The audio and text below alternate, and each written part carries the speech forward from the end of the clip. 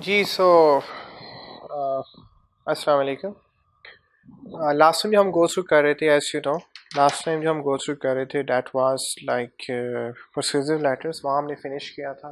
Okay, अब this time उसके आगे कंटिन्यू करना है and we have to discuss the letter of inquiries. But हम डिफरेंट लेटर्स को गो थ्रू कर रहे हैं। हमने लास्ट लेक्चर में गो थ्रू किया था कि हमने परसुएसिव लेटर्स कैसे लिखने होते हैं, और इसमें हम डिस्कस करेंगे जी कि हमने लेटर ऑफ इंक्वायरी क्या होता है, देन फॉलो अप लेटर्स क्या होते हैं, देन सर्कुलर्स क्या होते हैं। ठीक है, लेटर ढेर सारे हैं, लेकिन उसने कुछ आपको सैम्पल्स के तौर पे बता दिए जो बिजनेस कम्युनिकेशन में ज़्यादा इस्तेमाल होते हैं।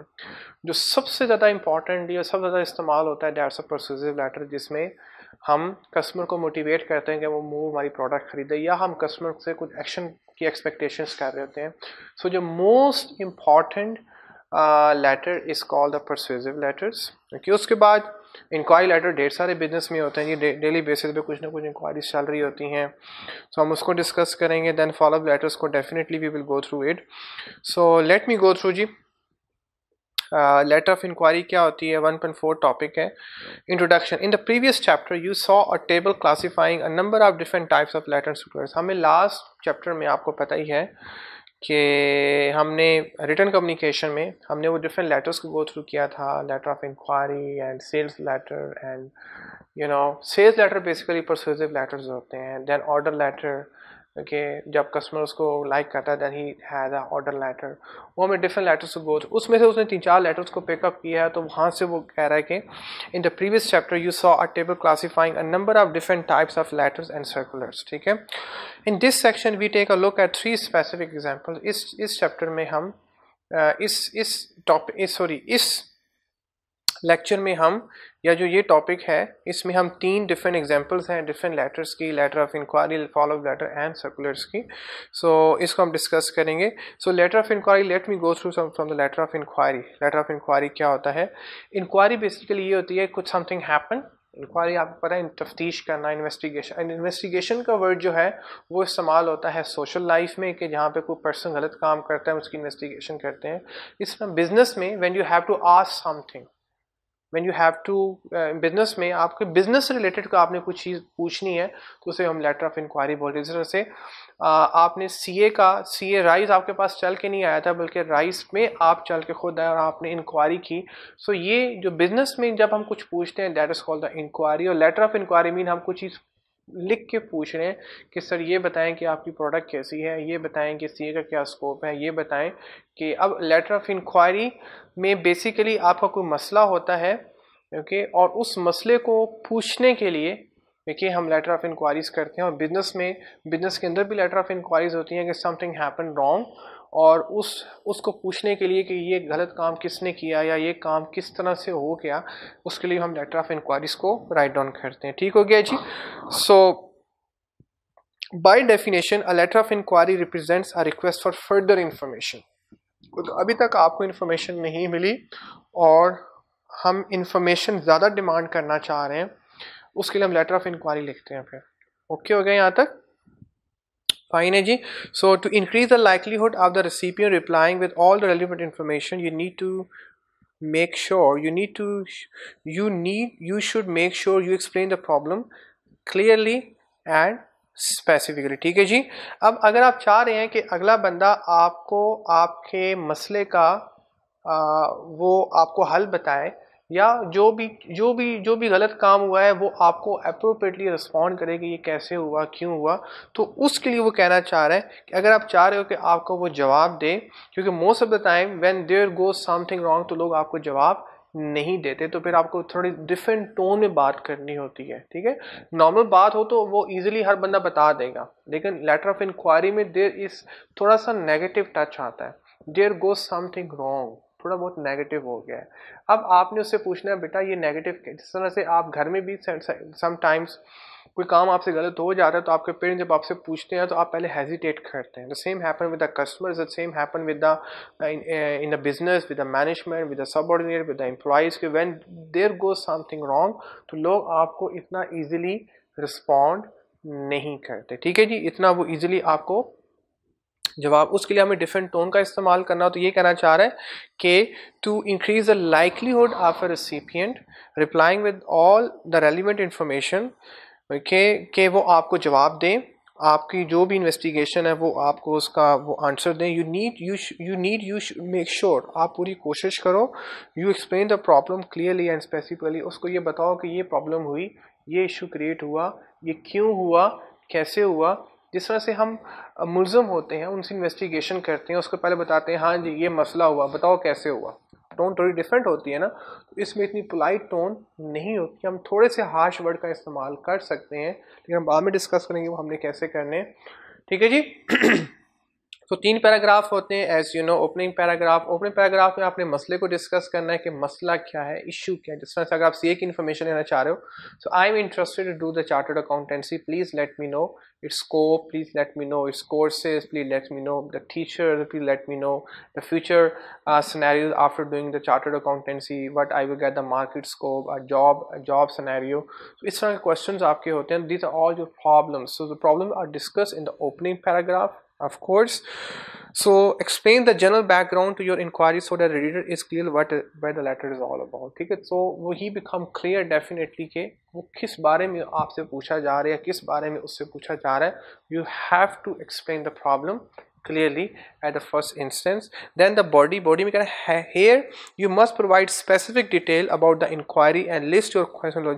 अब यहाँ पे आपने मेन मसले का इंट्रोडक्शन में आपने सिंपली आपने अपने पैराग्राफ में आपने बताना है कि आप इस मसले में क्यों इंटरेस्टेड है, देखिए ये मतलब आप इसमें क्यों इन्वेस्टिगेट करना चाह रहे हैं, आप क्यों पूछना चाह रहे हैं। लेकिन सेकंड में आपने बताना है कि आप डिटेल में आप एक्सप्लेन करेंगे कि who you are and why you are, why you want to get this information basically. Like here you must provide specific about the inquiry कि मसला क्या है। यहाँ पे आपने हाँ ओपनिंग पैराग्राफ में आपने अपनी ज़ात को एक्सप्लेन करना है और मेन बॉडी में आपने मैसेज को एक्सप्लेन करना है कि हुआ क्या है बेसिकली। वो इंसिडेंट क्या हुआ जिस पे आप पूछना चाह रहे हो कि यार why this thing happened. So here you must provide specific detail about the inquiry and list your question in a logical order. यहाँ पे आपने मैसेज को डिस्कस करना है, यहाँ पे आप जो पूछना चाह रहे हो उसको डिस्कस करना है कि एक्चुअली प्रॉब्लम क्या है, इशू क्या है जिस पे मैं आपसे पूछना चाह रहा हूँ। मुझे आप रिप्लाई करें कि how this thing happened, how this thing happen. ठीक है जी। देन द क्लोज में हमेशा कॉल, क्योंकि आप पूछ रहे हो ना, उससे इंक्वायरी कर रहे हो, तो उसको फिर कॉल टू एक्शन में मोटिवेट करो कि यार आप मुझे बताओ कि why this thing happen, how this thing happen, who this thing, या मुझे आप ये इन्फॉर्मेशन प्रोवाइड करें, या मुझे आप ये नॉलेज प्रोवाइड करें, मतलब something like that, call to action. Call to action जब आप मुझे क्वेश्चन करते हैं तो वो भी आपका एक इंक्वायरी होती है basically. When you put me on WhatsApp question, different question, और when you call me, so that's also your inquiry and you expect me to give you further information. So first you tell me, sir, I have this problem, sir, my name is this, या वो अगर आप call कर रहे हो तो आप पहले इंट्रोडक्शन करवाते हो और उसके बाद क्वेश्चन पूछते हो डेफिनेटली। तो जो मेन बॉडी है उसमें क्वेश्चनिंग होती है और ओपनिंग में why you want to put that question. Okay, so and then close, definitely you expect the person to perform the action, वो आपके उस कहे पे एक्शन परफॉर्म करे या वो आपको जवाब दे, रिप्लाई दे। So remember that the close should contain the call to action, state clearly what the reader should do and exactly when by. सिर्फ आप उसको ये मोटिवेट नहीं करना कि मुझे जवाब दो, बल्कि टाइम भी एलोकेट करो कि आपने एक हफ्ते में या एक महीने में या एक दिन में आपने रिप्लाई करना है, क्योंकि लोग सुस्त पड़ जाते हैं, लेजी पड़ जाते हैं। जब तक आप उनको टाइम डिफाइन नहीं करोगे कि इतने टाइम में आपने रिस्पॉन्स करना है, उस वक्त तक वो रिस्पॉन्स नहीं करेंगे। That is most important, that is most important. Again जी, ओपनिंग पैराग्राफ अंडरस्टैंड हो गया, जहाँ पे हम स्टोरी बिल्ड करते हैं कि what is why I am asking this question, who I am, why you have to answer me, you know the sort of things. Then the main body है, main body में हम main message को जिस पे हमने inquiry करनी है उसको डिस्कस करते हैं। Then the last but not the least is close, कि जहाँ पे हम कॉल टू एक्शन उस अगले बंदे से एक्सपेक्ट करते हैं कि अब वो हमें रिप्लाई करे। So I hope you understood, remember that. ये हो गया बेटा सारा, ये हो गया, लेटर ऑफ इंक्वायरी हो गया। आई होप यू अंडरस्टूड। अच्छा, लेटर ऑफ इंक्वायरी आपने उसको एक दफ़ा क्वेश्चन किया, आपने एक दफ़ा उससे पूछे कोशिश किया, अब उसने जवाब नहीं दिया, क्योंकि लोग जब कुछ नेगेटिव होता है तो लोग आपको जवाब नहीं देते, वो पूरी कोशिश करते हैं कि वो आपको जवाब ना दें। सो आप अगर उसने जवाब नहीं दिया, फिर आप दोबारा लेटर लिखते हो, वो जो दोबारा का लेटर, इसमें वो नई कम्युनिकेशन होती है, इसमें आप रेफरेंस देते हो कि यार लास्ट टाइम जो आपसे मैंने पूछा था अभी तक मुझे इसका जवाब नहीं हुआ, लास्ट टाइम जो मैंने इंक्वायरी की थी अभी तक मैंने कहा था कि 2 दिन मुझे रिस्पॉन्ड करना है, अभी तक आपने मुझे रिस्पॉन्ड नहीं किया। तो this is called the follow up letters के जब एक दफ़ा कम्युनिकेशन आपको रिप्लाई नहीं मिलती, समटाइम यस इट हैपन्स कि आप मुझे क्वेश्चन करते हो ग्रुप में, तो I am so busy in my professional and personal life के I can't I give you answer every moment of my life, तो you put me question again, sir please, आप क्वेश्चन मार्क डालते हो, sir please this is my question, you didn't reply me yet, तो this is called the follow up letter के आप again follow कर, जब तक आपको जवाब जिंदगी में नहीं मिलता आपको सुकून नहीं आता, और आपको सुकून आना भी नहीं चाहिए। याद रखना आपके जो जहन में, आपके दिल में जो सवाल जन्म दे चुके हैं उनका जवाब हासिल करना आपके लिए बहुत ज़रूरी है। ओके, जवाब जितना आप जवाब जल्दी हासिल कर लोगे इतना आप रिलैक्स फील करोगे। अगर जवाब आपको नहीं मिल रहा आप जवाब तलाश करो, इल्म हासिल करो, चाहे आपको चीन तक जाना पड़े, है ना। तो ये कहना चाह रहा है कि you have to get the answers wherever you get the answers. ये फॉलो लेटर को जब तक आपको जवाब नहीं मिलता उस वक्त तक आप फॉलो लेटर्स लिखते रहते हो कि सर बताएं व्हाट हैपन, मुझे फाइनल बताएं कि ये प्रॉब्लम कैसे अकर हुई, ये इशू कैसे अकर हुआ, या कोई इन्फॉर्मेशन लेनी है। तो जब तक आपको इन्फॉर्मेशन नहीं मिलेगी you will not gate satisfied. So follow up letters क्या होते हैं जी, पहले मैं इसकी आपको थोड़ा बता रहा हूँ। Follow up letters are sent to promote और monitor a previous communication. Main यहाँ पे क्या जी, प्रीवियस कम्युनिकेशन की ऑलरेडी कम्युनिकेशन हो चुकी है, उसी पे आपको कोई रिस्पॉन्स चाहिए।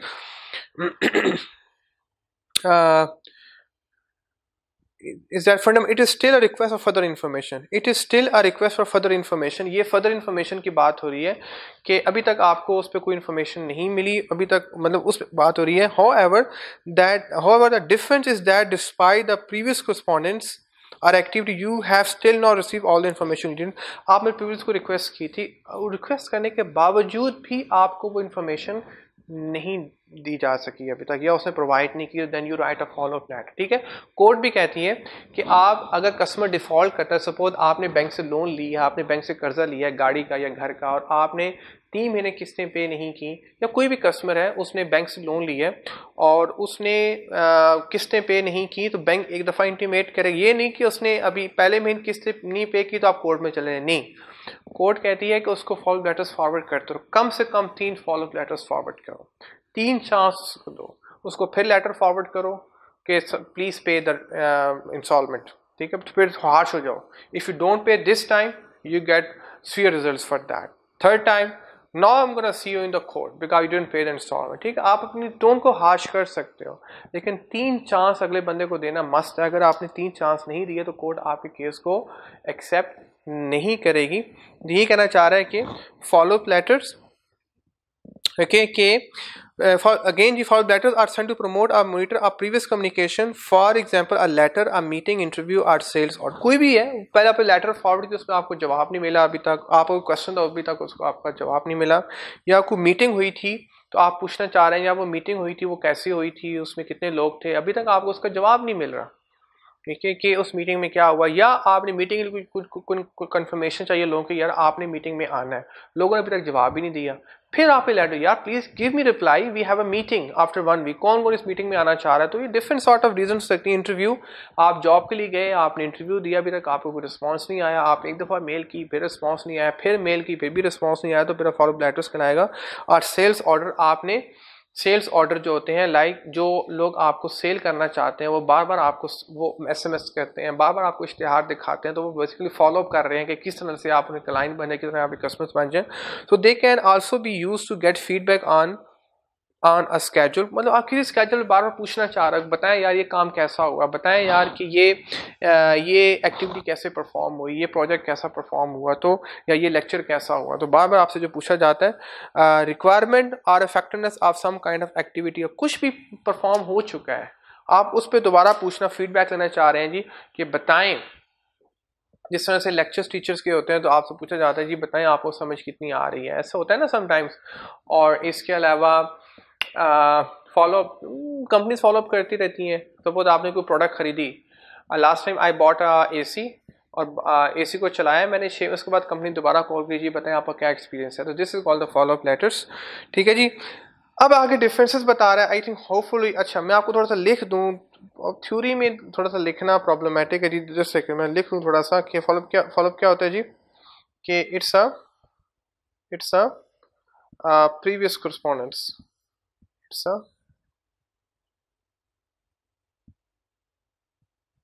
previous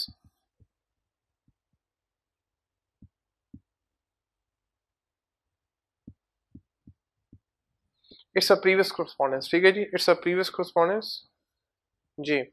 so this is called the follow up letters, ठीक है जी। प्रीवियस कोरस्पॉन्डेंस होती है, अभी तक आपको उस पर रिप्लाई या उस पर आपको जवाब नहीं मिला, तो that's why write the follow up letters जी। So a follow up letter is similar to letter of inquiry, दोनों में कोई मतलब सिमिलर है ऑलमोस्ट, उसमें भी आप कुछ पूछते हैं, इसमें भी कुछ पूछते हैं, लेकिन इसमें आपका पूछना 2 दफा होता है, उसमें पूछना फर्स्ट टाइम होता है।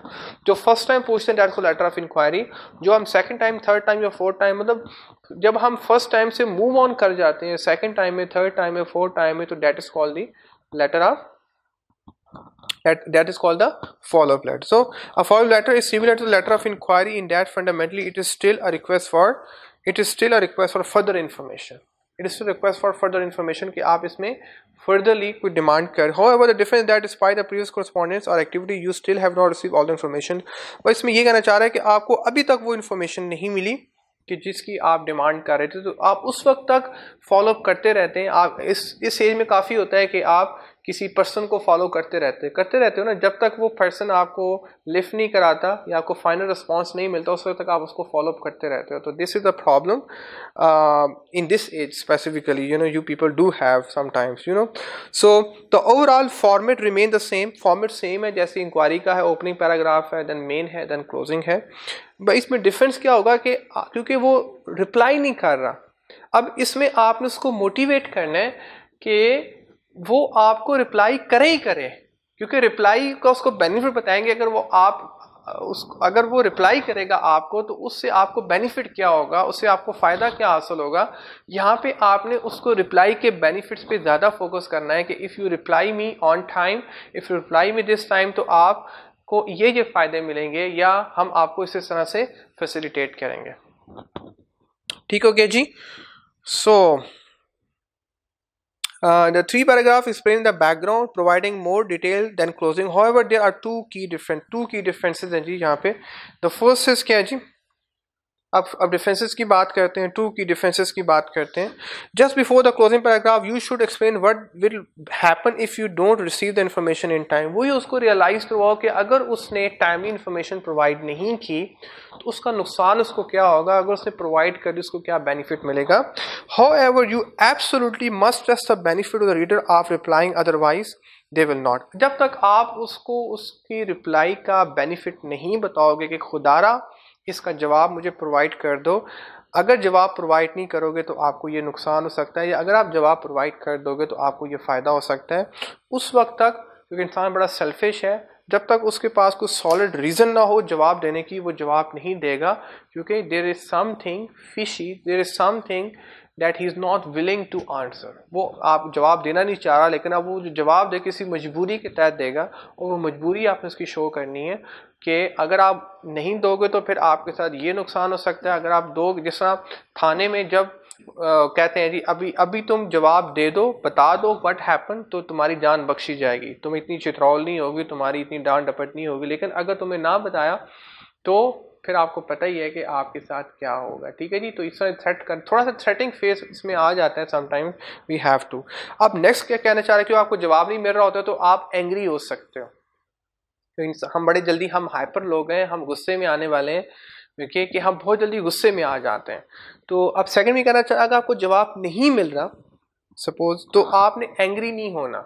आप सेकंड टाइम ही, court is here to settle your issue, court में आप जाके या कोई बड़ा वो आपके मसले को हल कर लेगा, लेकिन आपने गुस्से में जवाब या गुस्से में आपने नहीं पूछना, क्योंकि गुस्से में सोशल लाइफ में that is different. Business communication में गुस्से का कोई अमल दखल नहीं है।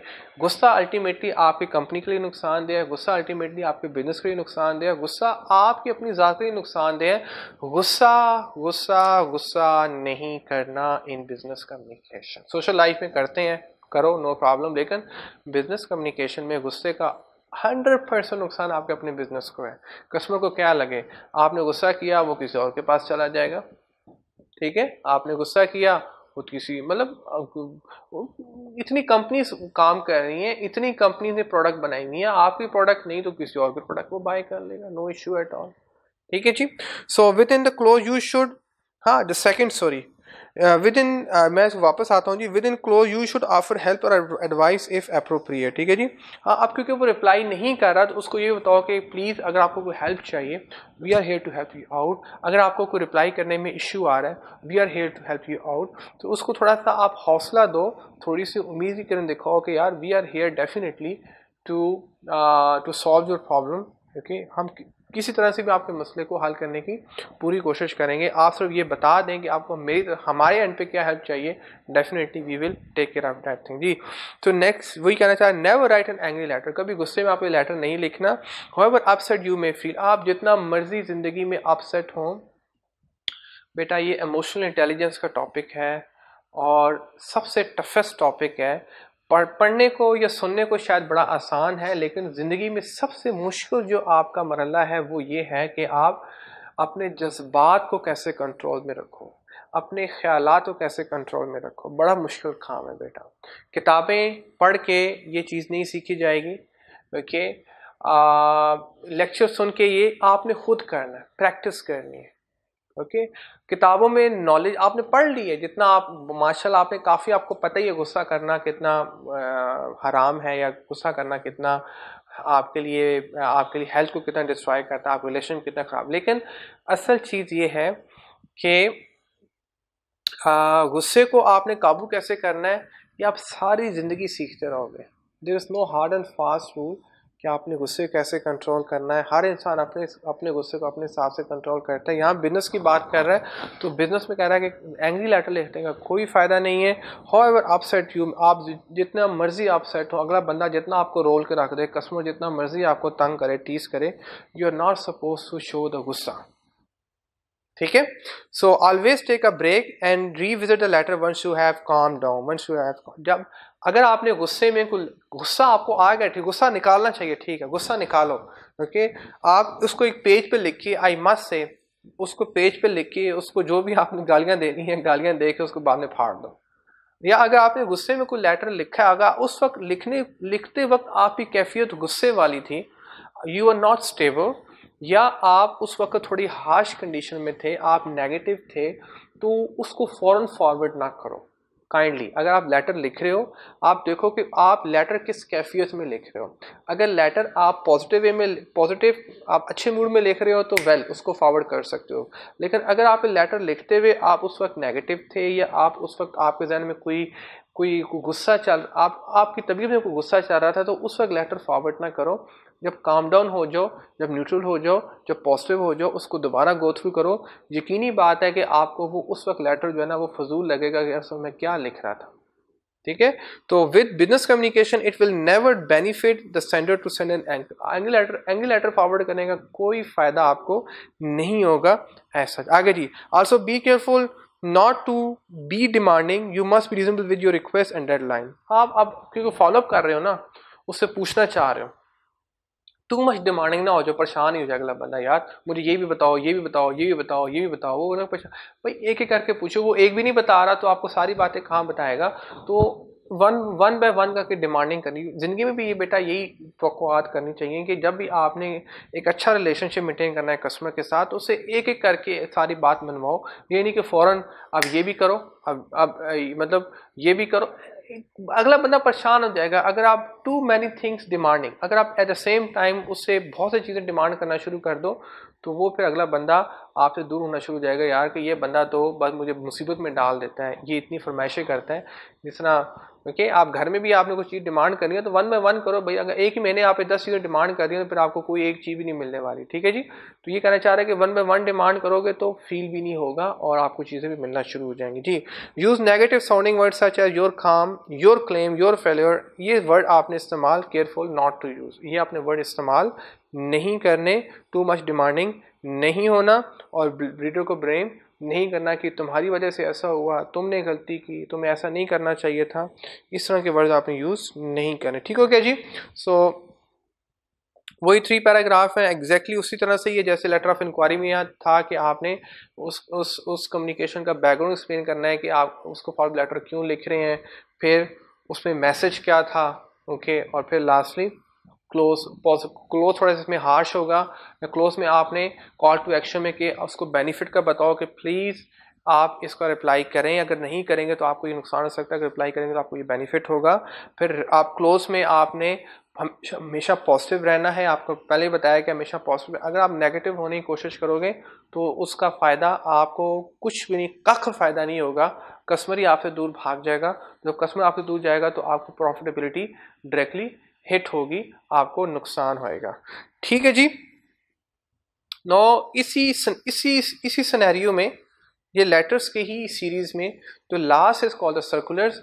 अच्छा, लेटर्स में तो आपको पता ही है कि वो सारी बसूड़ीज फॉलो करनी पड़ती हैं, लाइक ऊपर लेटर हेड और वो सब चीज़ें फॉलो करनी पड़ती हैं। लेकिन सर्कुलर्स में ऐसा ना सैल्यूटेशन होता है, ना जो है वो इस तरह के रिसीवर का नाम होता है, क्योंकि सर्कुलर सबके लिए होता है, पब्लिक होता है, ओपन होता है, सबके लिए होता है, और यहाँ पे सबको एड्रेस किया गया होता है। तो इसमें जनरल, जिस तरह से बेटा गवर्नमेंट की नोटिफिकेशंस आती हैं या आई कैप की नोटिफिकेशंस आती हैं, आजकल सर्कुलर्स जो आते हैं बेटा, आजकल सर्कुलर्स आते हैं वो स्क्रीन पर आते हैं। पहले सर्कुलर्स नोटिस बोर्ड पे लगते थे, आपको पता ही है, आप स्कूल्स कॉलेजेस वगैरह में नोटिस बोर्ड पे आपको डिफरेंट सर्कुलर्स, लेकिन अब जो सर्कुलर्स आना शुरू हो गए हैं, अब आपको एसएमएस की शेप में आते हैं या व्हाट्सएप की शेप में आते हैं या ईमेल की शेप में आते हैं, मतलब अब स्क्रीन बेस्ड हो गए हैं। तो अब वो नोटिस बोर्ड का कॉन्सेप्ट ऑलमोस्ट खत्म होता जा रहा है, और अब जो सर्कुलर्स हैं वो क्योंकि पब्लिक होते हैं ना, सबके लिए सेम होते हैं, तो सबको सेम उनको एसएमएस कर दो, उनको सिंपली उनको व्हाट्सएप कर दो, उनको फेसबुक पे दे दो, तो अब हम सोशल मीडिया के थ्रू ज़्यादा सर्कुलर्स को कर रहे हैं। ठीक है जी। So a circular letter provide information to large group of people. ठीक है जी, लार्ज ग्रुप ऑफ पीपल के लिए इन्फॉर्मेशन होती है, सबके लिए कॉमन होती है, जिस तरह गवर्नमेंट के सर्कुलर्स होते हैं या ऑर्गेनाइजेशन के सर्कुलर्स, जो कॉन्फिडेंशियल नहीं होती, जो नॉन कॉन्फिडेंशियल होती है और पब्लिक इन्फॉर्मेशन होती है, सबके लिए सेम होती है। लाइक छुट्टी की इन्फॉर्मेशन, या अब आपके जो आगे रिजल्ट है, या आगे आपका जो डेट शीट आनी है फाइनल एग्जाम्स की, अब वो जो इन्फॉर्मेशन है वो सर्कुलर है, वो सिर्फ आपके लिए नहीं है, वो जितने भी बच्चे जिन्होंने इस अटेम्प्ट में अपीयर होना है वो सब के लिए है। That called circular letter should get straight to the point, should get straight to the point and not bury news among a lot of other point। ठीक है जी। अब सर्कुलर्स में आप कोई एक्स्ट्रा बात नहीं करते, बस स्ट्रेट टू द पॉइंट चलते हैं, ताकि वो जो मेन बात है, जिस तरह से अगर आई कैप आपको टेंटेटिव एक डेट शीट भेजता है कि इन डेज में आपके पेपर्स हैं, तो वो सबके लिए इन्फॉर्मेशन है, तो वो सिंपली उसने जल्दी से एक्सप्लेन कर देना, वो कोई लंबी कहानियाँ नहीं एक्सप्लेन करेगा। तो ये कहना चाह रहा है कि circular letters should get straight to the point, सिर्फ स्ट्रेट टू द पॉइंट बात होगी, and not bury news among lot of other point which would run the risk of video losing interest and missing main point. क्योंकि circulars में आपको सिर्फ concern है अपनी date sheet से, सिर्फ आपको कंसर्न अपने मैसेज से, आपको बस वो डेट शीट चाहिए, अच्छा इंग्लिश पेपर कब होना है, आईटीए कब होना है, बीसी कब होना है, क्यू में कब होना है, बस सिंपली। अब ऊपर नीचे क्या लिखा है, यू आर डैम कंसर्न। देखिए, we are attaching here date sheet for you, you just want to look upon, date बताएंगे डेट क्या है। ठीक है जी। तो यहाँ पे ये कहना चाह रहा है कि सर्कुलर्स में आप जस्ट जो फोकस करते हैं, टू द पॉइंट फोकस करते हैं, नो राइट नो लेफ्ट। ठीक है जी। So usual part approach apply with circular, वही ओपनिंग पैराग्राफ होता है, फिर बॉडी होती है, फिर क्लोज होता है। अब ओपन में क्या होता है, we explain the situation very well, explain the situation very well के okay, here is your date sheet, here is your exam sheet, simply बस दैट्स इट जी। ओके, बॉडी में अब मेन मैसेज एक्सप्लेन करेंगे, main idea first followed by extra explanation such as necessary, one topic पर paragraph. हाँ, अगर थोड़ी सी explanation आपको चाहिए, कि जिस तरह से सिर्फ लिखा हुआ है जी, बिजनेस कम्युनिकेशन सपोज 18 सितंबर, अब साथ टाइम भी लिखा होना चाहिए, साथ वेन्यू भी लिखा होना चाहिए, किस जगह पे होगा। अगर कुछ प्रिकॉशंस चाहिए कि आप you can use calculator, QM है, you can use calculator, okay, और द सॉर्ट ऑफ जो प्रिकॉशंस होती हैं वो आप साथ मेंशन कर सकते हैं। डेफिनेटली वो एक्सप्लेन करनी होती है कि उसके लिए जो एक्स्ट्रा इन्फॉर्मेशन रिक्वायर्ड होती है उस काम को परफॉर्म करने के लिए, या मेन मैसेज के साथ वो आप अटैच कर सकते हो। ओके ओके जी, यहाँ तक फाइन है। Then and positively including offer of help and more information with contact detail. ठीक है। अब लास्ट में जो इन्फॉर्मेशन होगी कि अगर आपको कोई इन्फॉर्मेशन है regarding ICAP, regarding exam, if you have to ask something, here is our number, you can ask us. ठीक है जी। So I hope you understood जी। सो सर्कुलर्स क्या होते हैं अगेन जी, सर्कुलर एक पब्लिक इन्फॉर्मेशन होती है जो सबके लिए सेम होती है, इसमें हम टू द पॉइंट होते हैं, हम कोई एक्स्ट्रा बात नहीं करते, हम पहले इंट्रोडक्शन देते हैं कि आप किसके बारे में बात करने लगे हो, ओके, और उसके बाद मेन बात होती है, और फिर उस लास्ट में आप अपनी कॉन्टैक्ट इन्फॉर्मेशन देते हो, या आप जो भी आपको पॉजिटिव लगता है कि best of luck for your exam, best wishes for you, वो आप उसको ऐड अप करते हो सर्कुलर्स में। तो नॉर्मली ये भी ऐड अप नहीं करते, सिंपली इन्फॉर्मेशन प्रोवाइड कर देते हैं। सो ये कहना चाह रहा है, अंडरस्टैंड जी। अगर आप देखना चाहो सर्कुलर्स, तो आप गवर्नमेंट के सर्कुलर्स देखो, या आई कैप के जो आपको लेटर्स आते, सर्कुलर्स आते हैं, लाइक आपको SMS आएगा आई कैप की तरफ से रिगार्डिंग योर रिगार्डिंग एग्जाम्स, या तो उनकी वेबसाइट पे। ये जो मोस्टली सर्कुलर्स होते हैं, ये वेबसाइट पे आप जो इन्फॉर्मेशन ये सर्कुलर्स की आ रही है, वेबसाइट पे आ रही है। पहले आपको वहाँ चल के जाना होता था और वहाँ देखना होता था डेट शीट या वो चीज़ें जो भी हैं, अब आपको वेबसाइट पे दे देंगे। ठीक है, अब जब वेबसाइट पर इन्फॉर्मेशन दे दी, ठीक है, तो that is called the circular information, क्योंकि वो इन्फॉर्मेशन सबके लिए सेम है, उसको जो भी गो थ्रू करेगा सबके लिए सेम है। So I hope you understood the circulars.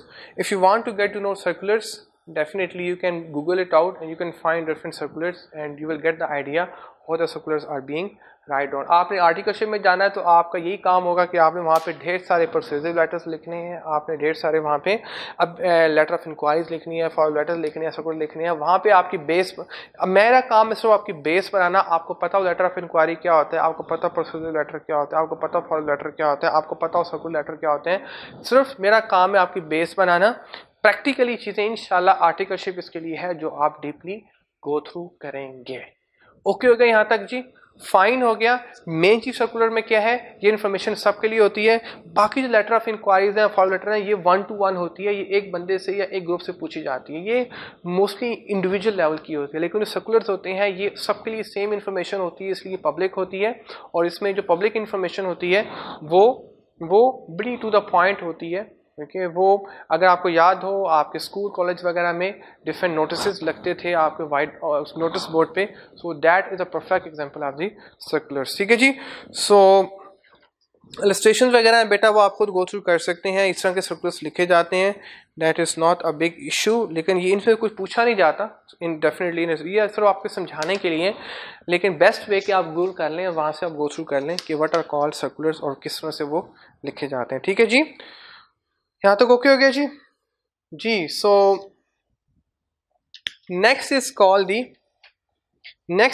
the covering letter. So let me go through the next is what is called the cover letter. ठीक है जी। सो सर्कुलर्स, बल्कि मैंने इसको ये नहीं आगे नहीं किया था, ओपन पैराग्राफ में हम बड़ा ब्रीफली डिस्कस करते हैं कि what we are going to talk about. Then body में हम मेन मैसेज को डिस्कस करते हैं और क्लोजिंग में हम सिंपली अपनी कॉन्टैक्ट डिटेल देते हैं। If you want to contact us या if you have some query so you can contact us, you can email us or whatsoever you think good enough to discuss in close, you can discuss it. ठीक है जी, there is no hard and fast rule in discussing the close section in circulars. So I hope you understood ji. So let me move on for the next topic, and the next topic is the covering letters. Next topic क्या है जी, that is called the covering letters जी। So covering letters क्या होते हैं जी, any idea जी? Covering letters क्या होते हैं जी? जी, कवर लेटर्स क्या होते हैं? दुनिया की हर चीज जी, दुनिया की हर चीज, अगर मैं आपको ऐसे डिस्कस करूं कि दुनिया की हर चीज कवर्ड है, ऐसा ही है ना? हर बुक कवर्ड है। अब देखो दुनिया में जो चीज़ों की पहचान है वो उसके कवर से है। अब जिस तरह से इफ़ आई टॉक अबाउट, आपके पास जो बुक है, ठीक है, अब बुक के आज उसके अगर आप उसको ओपन करो, उसको क्लोज करो, तो दोनों साइड पे कवर्स हैं और वो कवर्स बता रहे हैं कि वो बुक किससे रिलेट कर रही है। वो बुक क्यूएम की है या बुक आईटी की है या इंग्लिश की है या बिजनेस कम्युनिकेशन की है।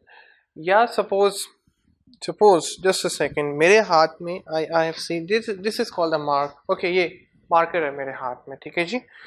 अब मार्कर की पहचान किससे हो रही है? लाइक इसके कवर से हो रही है कि रेड मार्कर है।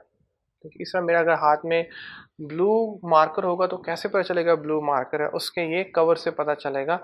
अब जिस तरह से इंटरेस्टिंगली आप जितनी भी चीज़ें खरीदते हो मार्केट से, ओके, वो किस में रैप होती है? कवर में रैप होती है।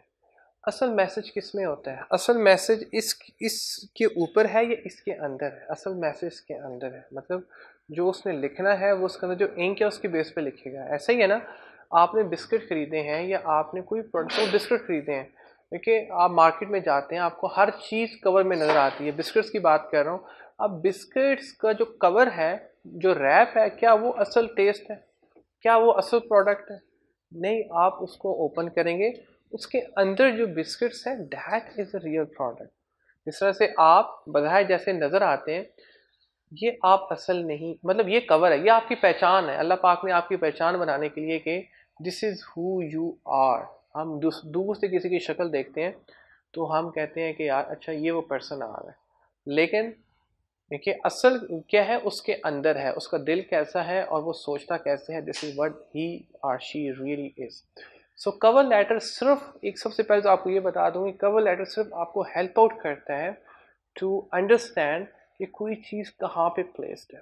ठीक है, दुनिया में जितनी भी चीज़ें, आप जितने फ्रूट्स खरीदते हो, बाय करते हो या खाते हो, तो लाइक आप ऑरेंजेस या वाटरमेलन या कुछ भी है, तो वो एक कवर में अल्लाह पाक ने उसको छुपाया होता है। ठीक है, अब अगर आप ऑरेंज की बात करें तो ऑरेंज पहले पील ऑफ करते हैं, या तरबूज खाना है आपने, उसको काट के उसके अंदर से आप वो, तो ये कवर जो है, कवर बेसिकली एक प्रोटेक्शन है, कवर बेसिकली एक डायरेक्शन है कि कोई चीज़ कहाँ पे प्लेस है और क्या चीज़ प्लेस है। ठीक है, आप दूर से जब तरबूज आप देखेंगे, वाटरमेलन देखेंगे, तो आपको उसके कवर से पता चलेगा ये तरबूज है, ये खरबूजा है, ये आम है, ये ऑरेंज है।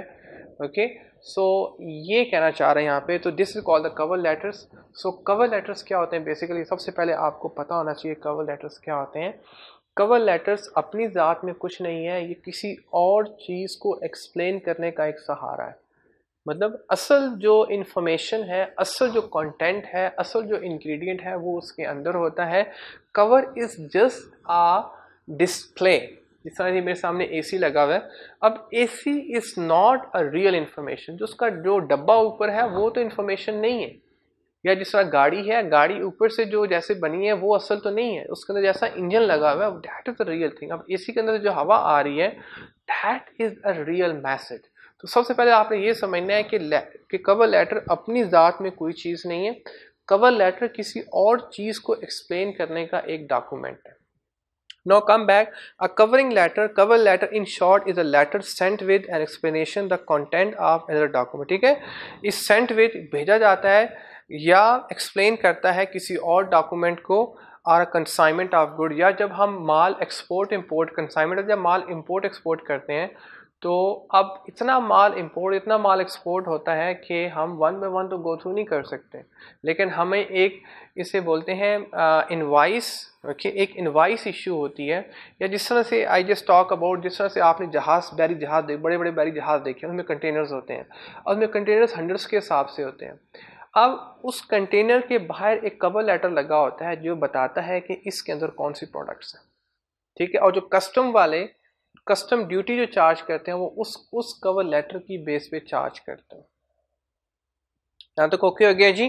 तो ये कहना चाह रहा है, cover letter in short is a letter sent with and explaining the content of another document और अ कंसाइनमेंट ऑफ गुड्स और अ कंसाइन। ठीक है, किसी और डॉक्यूमेंट को एक्सप्लेन कर रहा है। जिस तरह से ये बुक है, आपकी बिजनेस कम्युनिकेशन की बुक है, तो उसका कवर जो है वो एक्सप्लेन कर रहा है कि इसके अंदर क्या इन्फॉर्मेशन है। ठीक है, cover itself has no information, मतलब itself got no value. Clear जी। अब इसको दोबारा आगे फर्दर एक्सप्लेन करते हैं। Example of use of a covering letter in business includes a cover letter being used to convey a report describing why the report has been Saint.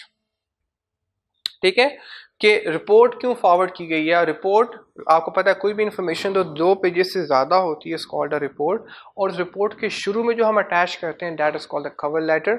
और वो cover letter बताता है कि ये रिपोर्ट क्या है, रिपोर्ट क्यों फॉरवर्ड की गई है। ठीक है, आपकी बुक है, उसका जो फर्स्ट पेज है, बल्कि 1-2 पेजेस शुरू के वो सारे कवर लेटर ही में फॉल करेंगे, वो बता रहे हैं कि बिजनेस कम्युनिकेशन ये क्या है। What is called? This is called business communication। तो कवर लेटर आपको बताता है बेसिकली कि इन्फॉर्मेशन क्या है और क्यों आपको भेजी जा रही है। जिस तरह से अगर मैं रैप्स की बात करूं, रैप्स की प्रोडक्ट के रैप्स की बात करूं, कोई भी प्रोडक्ट है तो वो उसमें सिर्फ प्रोडक्ट की डिस्क्रिप्शन नहीं होती बल्कि साथ सारा मेंशन होता है कि इसमें सपोज बिस्किट्स की बात कर रहा हूँ, सारा मेंशन होता है कि इसमें सप्लीमेंट्स कितने हैं, इसमें न्यूट्रिशंस कितने हैं. अंडरस्टैंड जी. So a cover letter being used to convey a report describing why the report has been sent. The cover letter would also list all the accompanying documents such as sales order confirmation, such as sales order confirmation. मतलब आपने कोई चीज़ cell की है, देखिए, तो अब वो cell के आप रसीद इशू करते हो ना कि मैंने आपको इतनी, जिस तरह दुकानदार आपको वो इशू करते हैं, तो वो एक कवर लेटर होता है. अब असल वो कवर तो नहीं है, असल तो प्रोडक्ट है जो आपके हाथ में है. अब उसे लिखे जी आपने यहाँ से आपने 6 जोड़े खरीदे हैं कपड़ों के, आपने इतनी शर्टें खरीदी, इतनी पैंटें खरीदी हैं. अब ये सिर्फ कवर लेटर है जो ये बता रहा है कि आपने यहाँ से ये चीज़ बाय की है. अब असल चीज़ जो है वो प्रोडक्ट है जो आपके हाथ में है, जो आपके पास है. ठीक है. बैंक सपोर्ट लेटर, सपोज आप बैंक से लोन वगैरह लेते हो, या आप बैंक सपोर्ट लेटर बेसिकली होता है जो बैंक से आप लोन वगैरह लेते हो तो उसके शुरू में आप कवर लेटर अटैच करते हो. उसके बाद ढेर सारे डॉक्यूमेंट्स होते हैं जो अटैच करने होते हैं. और शुरू में जो कवर लेटर होता है वो ये बताता है कि ये एप्लीकेशन किसके बारे में है, इस एप्लीकेशन में क्या डिमांड की गई है, और हम जो चीज़ों की पहचान करते हैं वो कवर लेटर से ही करते हैं. ठीक है जी. And market reports that form integral part of business. Mainly आप ये अंडरस्टैंड करना है कि शुरू का जो पेज होता है और जिसमें हम सिर्फ ये बताते हैं कि इस रिपोर्ट में आपने क्या गो थ्रू करना है, इस बुक में आपने क्या गो थ्रू करना है, या इस रसीद में क्या क्या लिखा हुआ है, क्या क्या चीज़ खरीदी गई है, क्या क्या चीज़ सेल आउट की गई है. So this is called the cover letter. I hope you understand जी. Understood ji.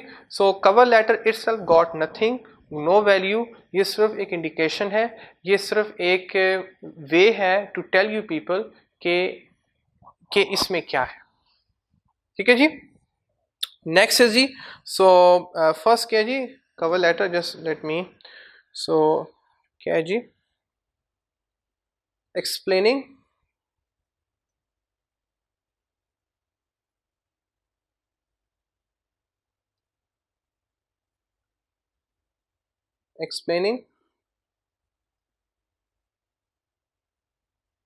Content of ji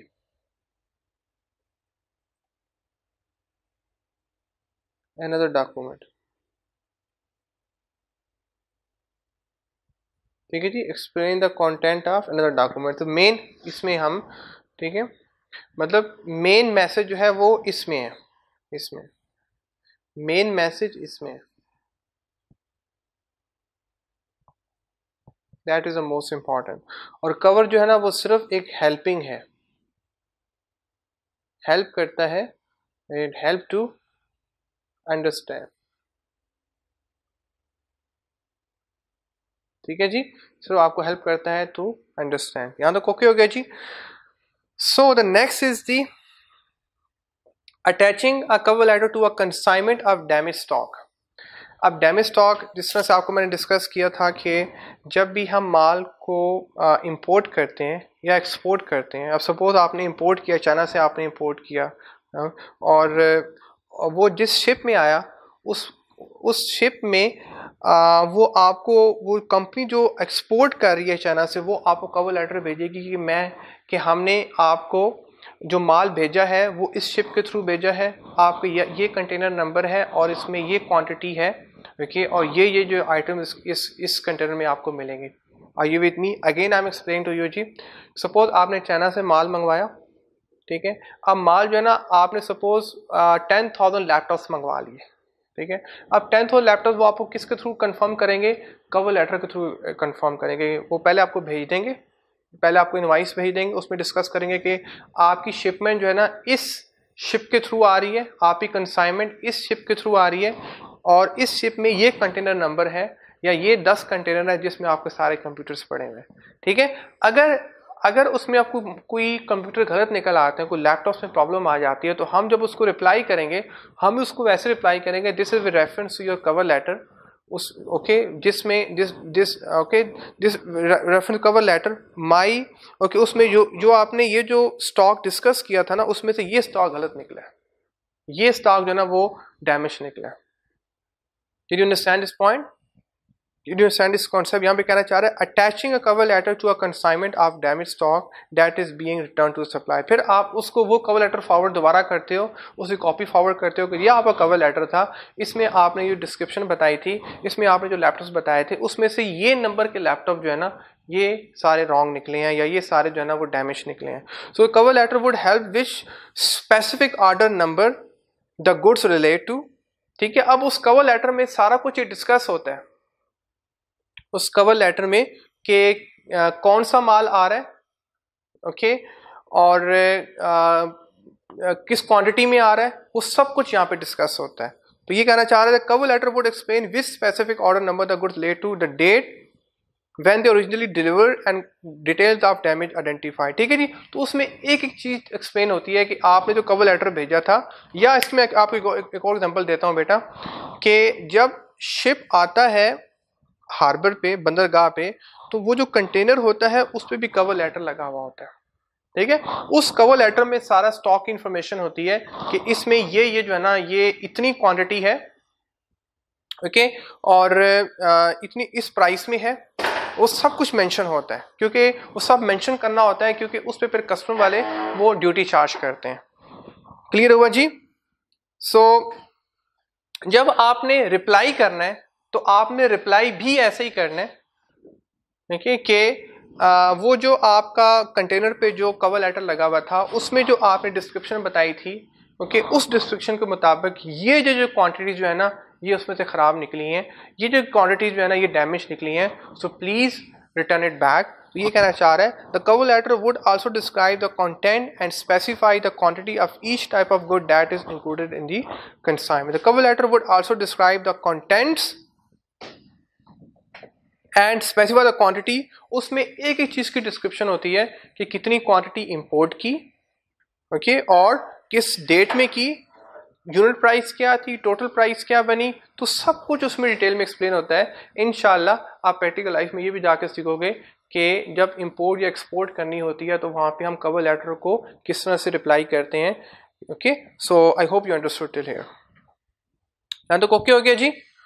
the next is the most important is जो आपने राइट नाउ करना है, okay, before going to the job, articleship से पहले जो आपने करना है, ये वाला पॉइंट करना है, थर्ड वाला, a cover letter accompanying curriculum vitae sent in response to work opportunity। ठीक है, जब भी आप जॉब के लिए अप्लाई करते हो तो वो जो आपने अपनी सीवी बनाई होती है, जो आपने अपनी प्रोफाइल बनाई होती है, वो तो फिक्स ही रहती है, लेकिन वो कंपनी देखना चाहती है, वो कंपनी चेक करना चाहती है कि आप इस जॉब में क्यों इंटरेस्टेड हो, आप इस काम में क्यों इंटरेस्टेड, आप इस कंपनी में क्यों, उसके लिए फिर आपको कवर लेटर लिखना होता है, इसमें आपको बताना होता है कि why you are interested in this organisation. Okay, अब सपोज आपने 10 कंपनी में अप्लाई किया तो आपकी सीवी तो सेम रहेगी, आपका जो प्रोफाइल है वो तो सेम, लेकिन आपने 10 कंपनी को डिफरेंट रीजन बतानी है why you are interested in this company, why you interested in this company. उसके लिए हम कवर लेटर लिखते हैं, तो cover letter accompanying curriculum vitae sent in response to a work opportunity. ठीक है, जब भी आपने कोई वर्क अपॉर्चुनिटी अवेल करनी होती है, जब भी आपने कोई जॉब हासिल करनी होती है, तो सीवी के साथ, हम आगे पूरा टॉपिक है सीवी पे, हम सीवी के साथ हम कवर लेटर अटैच करते हैं। The letter would provide additional information on skill and experience and explain which job application the CV specifically relates. ठीक है जी, सो ये सीवी बताती है स्पेसिफिकली, सॉरी, ये कवर लेटर बताता है स्पेसिफिकली कि क्या एडिशनल बात है कि जिस वजह से आपको हायर करना चाहिए, क्या वो एडिशनल पॉइंट है कि जिस वजह से आपको जॉब लिए कंसिडर करना चाहिए। क्योंकि सब बच्चों के पास सीवी तो है, लेकिन कवर लेटर बताएगा कि आपके पास एडिशनल क्या है, आप उसमें इंटरेस्टेड क्यों हो, आपको क्यों हायर किया जाना चाहिए। ठीक है, तो ये ज़्यादा मोटिवेटिंग होता है एम्प्लॉयर के लिए, जो आपको रख रहा होता है, जो आपको इंटरव्यू कर रहा होता है, वो आपके कवर लेटर से बड़ा मुतासर होता है सम टाइम, और उसकी बेस पर आपको जॉब ऑफर की जाती है। So the letter would provide additional information on skill and experience and explain which job application the CV specific relate. ठीक है जी, तो कवर लेटर में आप बताते हैं जी कि मेरे पास ये स्किल्स हैं, मेरे पास ये नॉलेज है, मेरे पास ये experience, that's why I am more suitable for this job. ठीक है, अब सीवी में आप ये सीवी में आप एक्सप्लेन करते हो कि मेरे पास, ठीक है, मेरे पास ये क्वालिफिकेशन है, लेकिन आपकी क्वालिफिकेशन उसको कैसे हेल्प आउट करेगी, आपकी स्किल उसको कैसे हेल्प आउट करेगी, आपका एक्सपीरियंस उस कंपनी को कैसे हेल्प आउट करेगा, ये आप बताते हो कि इसके अंदर कवर लेटर के अंदर। ठीक है जी, so I hope you understood जी। नेक्स्ट कवर लेटर की एग्जांपल भी गिवन है, okay, but let me go through again जी। कवर लेटर्स क्या होते हैं जी? कवर लेटर्स आपको डिस्कस किया था कि कवर लेटर अपनी ज़ात में कुछ नहीं होते, वो सिर्फ किसी चीज़ को दिखाने का एक जरिया है, कि कुछ बताने का जरिया है कि कोई इन्फॉर्मेशन कहाँ पे है, ओके, कोई प्रोडक्ट कहाँ पे प्लेस है। आप सपोज हाइपर स्टार जाते हैं, मेट्रो जाते हैं, तो आप डिफरेंट प्रोडक्ट्स की जो आइडेंटिफिकेशन करते हैं किसकी बेस पे करते हैं? कवर लेटर की बेस पे। यार बिस्किट्स यहाँ पड़े हुए हैं, जूसेस यहाँ पड़े हुए हैं, मिल्क यहाँ पड़ा हुआ है, चीज़ यहाँ पड़ा हुआ है, सॉसेजेस यहाँ पड़े हुए हैं, ये किसके थ्रू आइडेंटिफाई करते हो? वो कवर लेटर जो ऊपर कवर चढ़ा होता है उस पर सारा कुछ लिखा होता है कि ये प्रोडक्ट यहाँ पड़ी है। ठीक है जी। अब सपोज आपने अगर मैं बात करूं तो अगर आपने टूथपेस्ट ही बाय करनी है तो वहां पे आपको सेंसोडाइनी की मिलेगी, कोलगेट की मिलेगी, ठीक है, वो डिफरेंट। या आपने पत्ती बाय करनी है तो आपको लिप्टन की मिलेगी, आपको तपाल की मिलेगी, वाइटल की मिलेगी, ढेर सारी कंपनीज है, सुप्रीम की मिलेगी। अब ये कैसे पता चलेगा कि आपने कौन सी खरीदनी है? कवर लेटर से आपको पता चलेगा, अच्छा मैंने तो लिप्टन ही खरीदनी थी, या मैंने तो वाइटल ही खरीदनी थी, मैंने टपाल ही खरीदनी है। तो आप उस कवर की बेस पे उसकी पहचान करते हो तो उस प्रोडक्ट को आप बाय कर लेते हो।